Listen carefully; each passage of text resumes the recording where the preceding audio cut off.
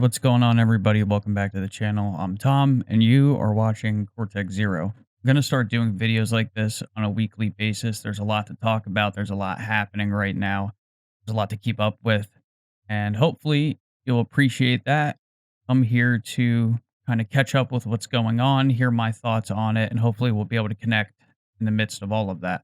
White House Press Secretary Carolyn Levitt stated on the 28th, just a couple days ago, that the mystery drones spotted across my home state of New Jersey and the East Coast in 2024 were authorized to be flown by the FAA during the first press briefing of President Donald Trump's second term.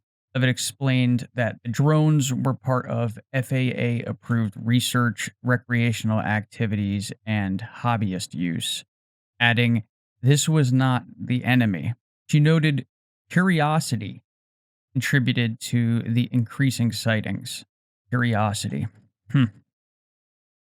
No, that's interesting. Speaking of curiosity, I have some questions and some information to share with all of you, which should align nicely with the spirit of the press secretary's remarks. There's something deeply unsettling about this entire situation, and as per usual, new questions have been created without any real answers. Statements made by the new Trump administration press secretary have only added to the confusion. And I feel compelled to highlight a few key concerns that I have, along with many other people, I'm sure. I just want to clarify, though, that I'm not implicating Miss Levitt. She is just the mouthpiece for the new administration. So let's start here. If this was truly FAA authorized research, why wouldn't the agency follow standard protocol by announcing such activities in advance to keep the public informed? The lack of transparency doesn't align with what we'd expect, and it leaves far too many unanswered questions. Furthermore, many eyewitness accounts, including my own, described objects that didn't always fit the typical definition of drones, which again complicates the entire narrative. As a lifelong resident of New Jersey, I was able to speak with numerous people down here on the ground, and I witnessed some of these events firsthand. While some sightings were clearly drones, many others involved highly anomalous objects, with repeated reports of orbs in particular. In fact, just a few days ago, there were two objects that silently flew right over my job not too long before my shift ended, and confirmed that it was odd, especially up against what I've been seeing my entire life, being that I live next to a military base. What's more troubling, though, is that these swarms weren't confined to New Jersey or even the United States. It didn't originate here. This phenomenon was global. Reports were coming from regions far beyond FAA-controlled airspace. Just doesn't add up. And the explanations provided so far fail to address the full scope of everything that has been happening.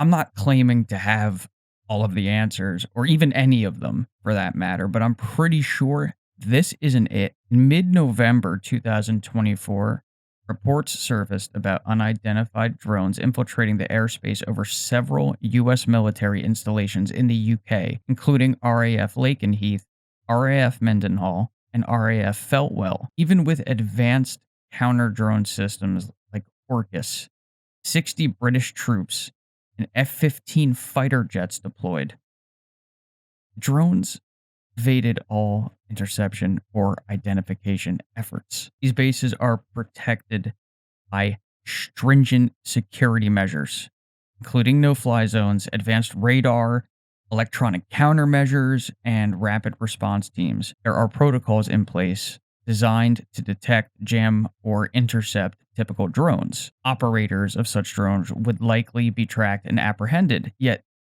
these drones bypassed every countermeasure for multiple days in a row, demonstrating tech that seems to be far more advanced than what's commercially available in the least. What's even more alarming is a whistleblower from RAF Lakenheath revealed this isn't a new phenomenon. He pointed to a similar incident at Langley Air Force Base a year earlier, where drones exhibited the same ability to outmaneuver radar, evade jamming, and execute advanced flight patterns unlike anything seen in known drone technology, and that's coming from them. Despite a year to prepare, the UK incidents remained equally baffling. The drones often approached stealthily without lights, only to switch them on near the bases, almost as if to signal their presence. This issue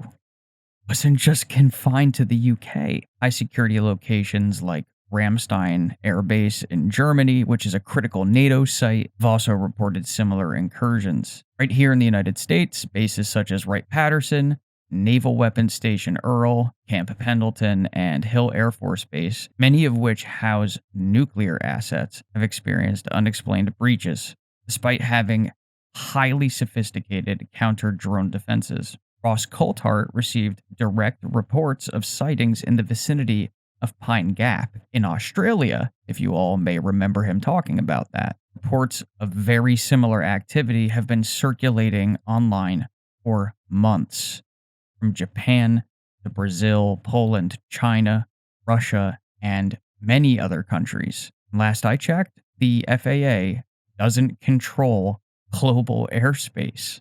So with all that in mind, where does that leave us? My podcast partner, Digby Furno, and I have shared the same perspective on this issue for several months, and that has not changed. Digby created an excellent video that covers the entire drone situation up to a certain point, so I will throw that up on screen, and you guys can go check that out when you're done here. Interestingly, in the midst of me putting this video together, something came across the wire from UFO crash retrieval whistleblower Jake Barber. From a post on X, Barber remarked, and I quote, "The activity there was not FAA approved. I know firsthand. I was assigned there specifically to look at the debacle from an FAA violation standpoint in order to give a basis to the FBI. Someone is not presenting the whole story to our new president. After looking at everything, Digby and I think some of these drone swarms may have been deployed as part of a dual-purpose operation, both to obscure the presence of these anomalous orbs appearing in large numbers and to facilitate surveillance of said orbs. This approach would allow for both distraction and monitoring simultaneously. You kill two birds with one stone. It's perfect. I don't think this is over yet. I think this is very far from over, in fact. And I will be closely monitoring this situation and will report any major updates as they arise to you. If you found this content valuable, please consider liking the video and subscribing to this channel to support Digby, myself, the Unidentified Anomalous podcast, and the broader disclosure movement. Thank you all. Take care. I'll see you next time.